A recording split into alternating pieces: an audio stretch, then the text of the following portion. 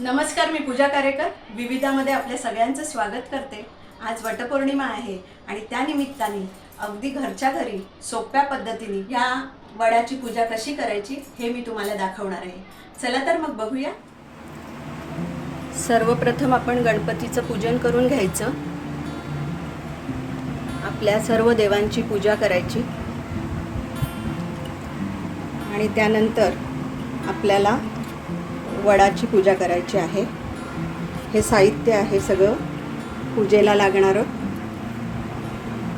हळद, कुंकू, अष्टगंध, ओटी, पंचामृत, पाणी, कापूर आणि ही सौभाग्य लेणी आहेत, मंगळसूत्र आणि बांगड्या, फुलं आणि जो दोरा लागणार आहे आपल्याला बांधायला वडाच्या भोवती फिरवायचा आहे तो।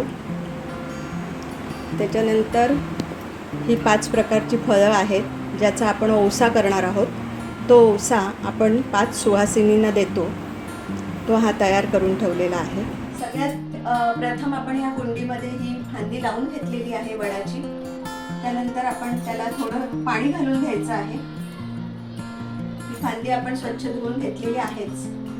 त्यानंतर आपल्याला अष्टगंध लावायचा आहे।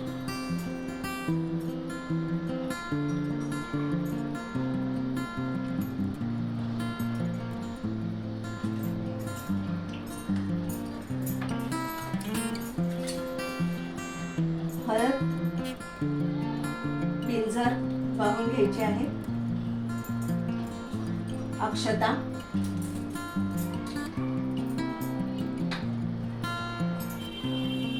आता आपण पंचामृत घालणार आहोत।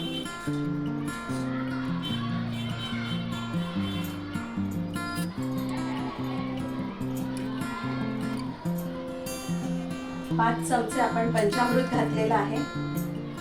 आता आपण फुलं वाहून घेऊया।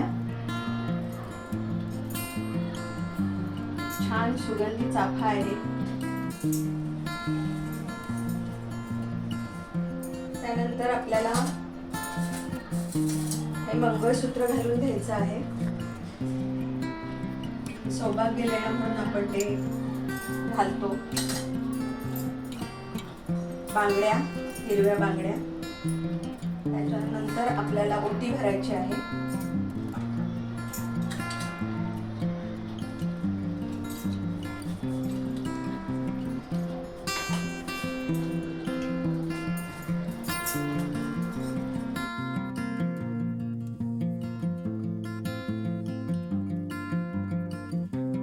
आपण ही ओटी इथे काढलेली आहे, ती इथे भरून ठेवायची आहे।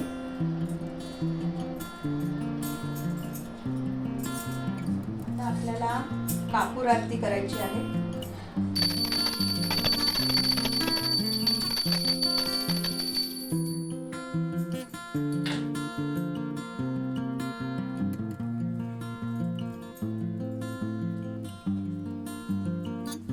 आता आपण पंचामृताचा नैवेद्य दाखवून घेऊया।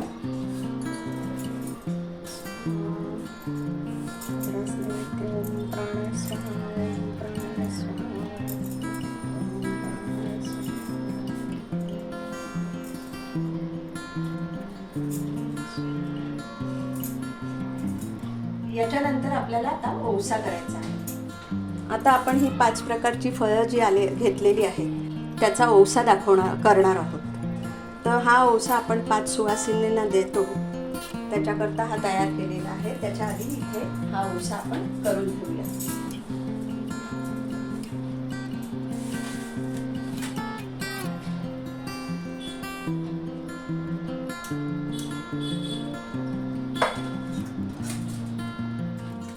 आता आपण वस्त्र घालून घेऊया आणि हे सूत गुंडाळायचं असतं, तर ते सूत आपण गुंडाळूया।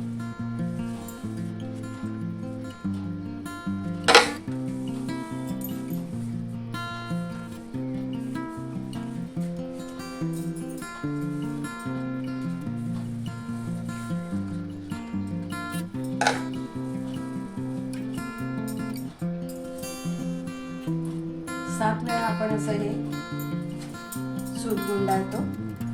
7 जन्म मला हाच पती मिळू दे अशी प्रार्थना आपण देवाला करतो.